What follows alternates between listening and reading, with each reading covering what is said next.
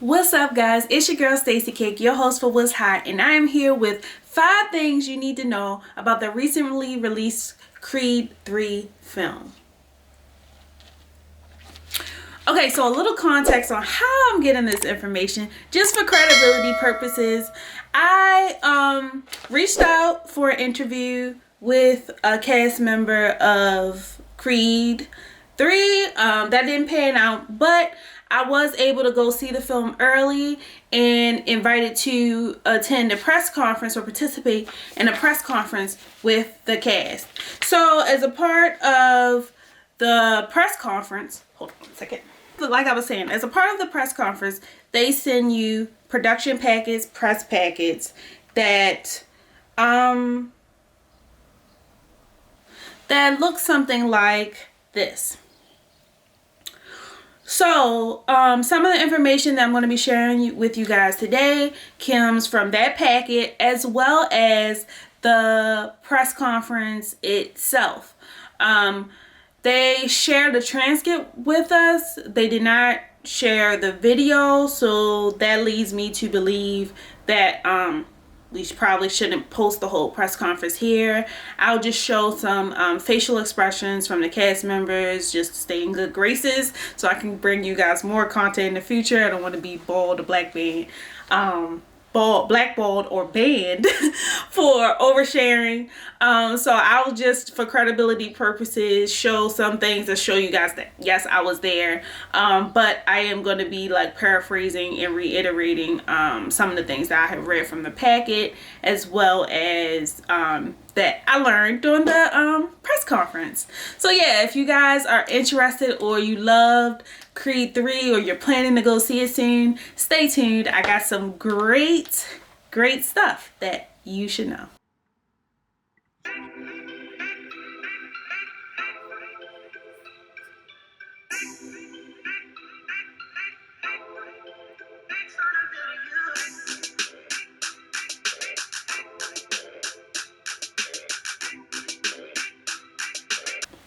Okay, I feel like this has been pretty public information, but just in case you did not know, Creed 3 is directed by, yes, the lead cast member, Michael B. Jordan.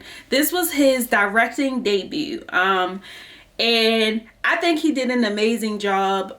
During the press conference, he stated that this was one of the hardest things he's had to do so far, but it was like one of those things that you just had to experience it. Like he felt like it was nothing he could really do to prepare. It was just one of those things you had to get in there and do. And must I say, he did it. I love the film.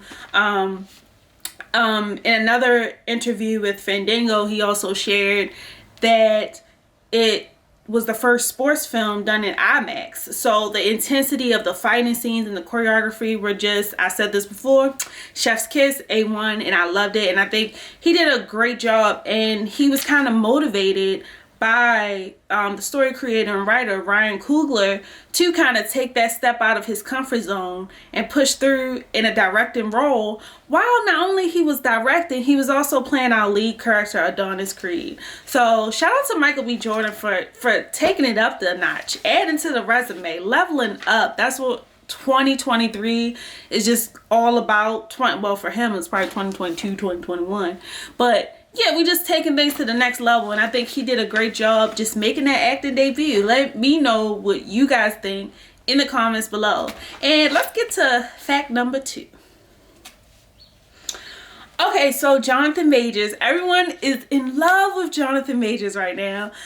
He plays the antagonist in the film, Dame Anderson, Damian Anderson, Damian Dime Anderson, or Diamond Anderson, something like that. He plays the antagonist in the film, and he does a great job. But what you may not have known is the last name Anderson is his maternal last name, so his mother's last name. And that was something that was very important for Johnathan Majors. He shared during the press conference that it was a highlight for him that Michael B. Jordan, he asked Michael B. Jordan, could his last name be Anderson, because it was some indecisiveness about what the antagonist's last name was going to be, and he proposed Anderson, and he kind of just gave this vibe that it was surreal when he got onto the set and saw Anderson. It was just like a big symbolic moment for him.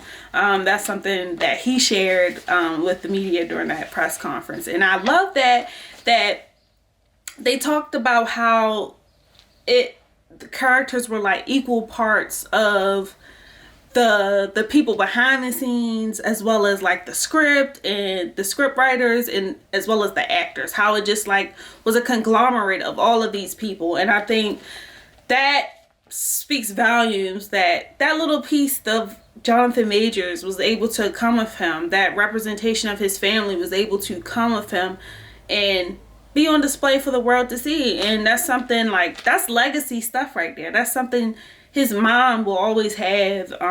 Moving on, fact number 3. Mila Davis, aka Amara Creed, she is the Creed of Tessa Thompson and Michael B. Jordan's characters in the film. She is deaf in real life. I think that was so important, and I was curious about, love Tessa Thompson to death, but I was just curious about why they did not get authentically deaf actress to play Tessa Thompson's role when I was originally watching that first film. But Tessa Thompson did an amazing job, so that's neither here or there. But they did decide to do that for their daughter's role, and Mila Davis auditioned in a nationwide open call for authentic deaf authentic deaf young actresses. And she got the gig. They said she was super upbeat and outgoing, and she had a great connection with Michael, which I feel is pretty evident on the screen. Like, she had Adonis Creed, Michael B. Jordan doing tea parties. She's that girl, okay? She's that girl. Shout out to Mila Davis for just, killing that role and making her a big debut, on the big screen. Yeah. Fact number 4. Ryan Coogler is that guy. Okay, he's that guy. So he obviously produced and wrote this story, Creed 3, and he is credited with the whole Creed story, all of the Creed films. He's a major part of this, why is he or why we have these films. But what you may not have known was that he also was the writer, director, and producer of Fruitvale Station, which is also the film that Michael B. Jordan made his big debut some years ago. So these two have like a long familiar relationship, and they're really growing together and building, and that's great to see, and how it just screams the power of connections and networking, and how when great people come together, great things happen. So yeah, that was really a cool fact to me. Let me know in the comments below if you knew that. All right, and the last fact of the day, number 5.